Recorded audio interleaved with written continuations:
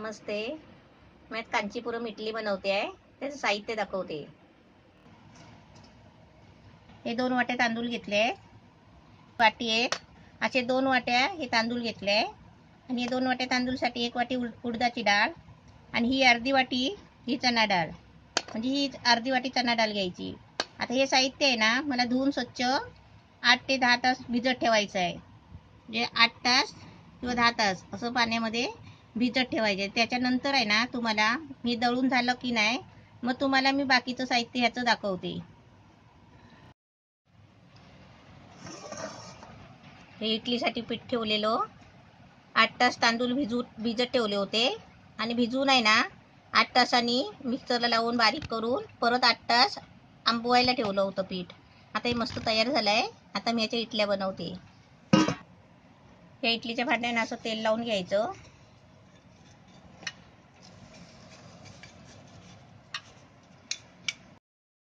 हे पिठामध्ये लागणारं साहित्य आहे. हे जिरं, काली मिरी आणि अद्रक हे आता चेचून आहे ना बारीक करून पिठामध्ये टाकायचं आहे. आणि त्याच्यानंतर आहे ना ही कढीपत्त्याची पानं, काजू, बदाम, पिस्ता हे बारीक तुकडे केले आहेत. हे तेलामध्ये फ्राय करून पिठामध्ये फोडणी ओतायची आहे. आता मी पहिला आहे ना जिरं, काली मिरी आणि अद्रक चेचून बारीक करून पिठामध्ये टाकते. हे मीठ आहे त्याच्यामध्ये टाकायला चवीपुरतं.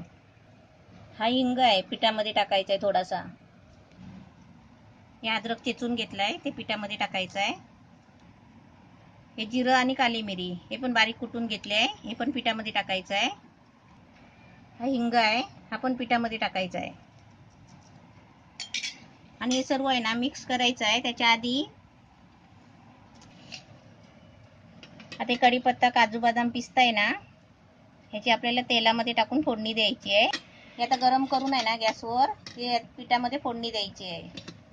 आता मी तुम्हाला दाखवते. हे सर्व अशी फोडणी केलेली आहे ना, काजू, बदाम, पिस्ता आणि कढीपत्ता तेल टाकून हे सगळं पिठामध्ये ओतायचं आहे आपल्याला. पिठामध्ये ओतून आहे ना हे सगळं मिक्स करायचं आणि ह्याच्यामध्ये मीठ टाकायचं आहे. आता ह्याच्यामध्ये चवीपुरतं मीठ टाकायचं आहे.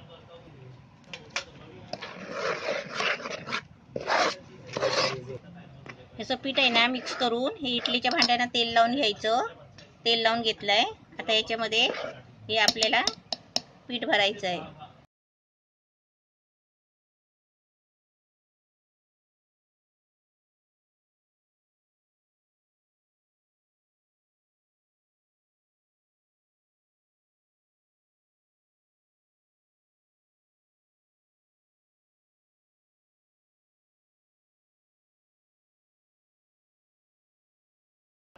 ही अशी भांडी भरून आहे ना इडलीच्या भांड्यामध्ये ठेवायची. असं इडलीच्या भांड्यामध्ये पाणी ठेवलंय आणि त्याच्यामध्ये आहे ना हे असं भांडं ठेवायचं. हे अशा इडल्या भरून आहे ना इडलीच्या भांड्यामध्ये ठेवायचे आणि त्याच्यावरती असं झाकण मारायचं आणि गॅसवरती ठेवायचं. आपलं 15-20 मिनिटं चांगली शिजायला द्यायचे. हे खोबरं आहे, ओलं नारळाचं खोबरं. 1 नारळ किसून घेतलाय. त्याच्यासाठी हे 5-6 लसणीचे पाकले आहे. थोडा छोटासा अद्रकचा तुकडा आहे. हे मिरची आहे 10-12 ओली हिरवी मिरची. ही थोडीशी कोथिंबीर आहे. ही फोडणीसाठी मोहरी आहे अर्धा चमचा. हे चवीपुरतं मीठ घ्यायचं आहे. हे तेल आहे आणि आपल्याला चटणीमध्ये जर साखर लागली ना तर घ्यायची आहे, नाही लागली तर नाही घ्यायची. आता मी ही पहिले आहे ना चटणी वाटून घेते आणि तुम्हाला दाखवते. ही खोबऱ्याची चटणी अशी वाटून घेतली आहे. कोथिंबीर, मिरची, अद्रक, लसूण टाकून त्याच्यामध्ये आता मीठ टाकायचं. आता याच्यामध्ये आहे ना ही चटणी शिजवायची नाही, खोबऱ्याची चटणी ही वरून याला फोडणी द्यायची. मोहरी, तेल टाकून अशी फोडणी द्यायची आणि अशी लगेच मिक्स करायची की आपली चटणी तयार झाली आहे. आपण कशाबरोबर खाऊ शकता, इडली बरोबर, ढोकळ्याबरोबर, डोश्याबरोबर. ही आपली खोबऱ्याची चटणी. आपली इडली बघूया छान झाली आहे काय. 20 मिनिटं झाली शिजायला ठेवून.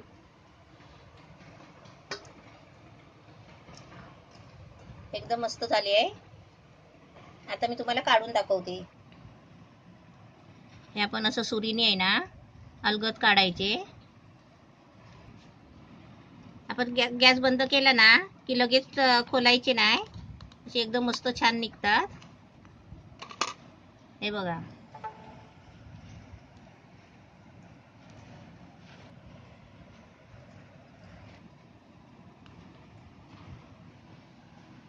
काजू बदाम सगळं साहित्य टाकून कांचीपुरम इडली मस्त छान झालेली आहे. अशी तुम्ही पण बनवा कांचीपुरम इडली.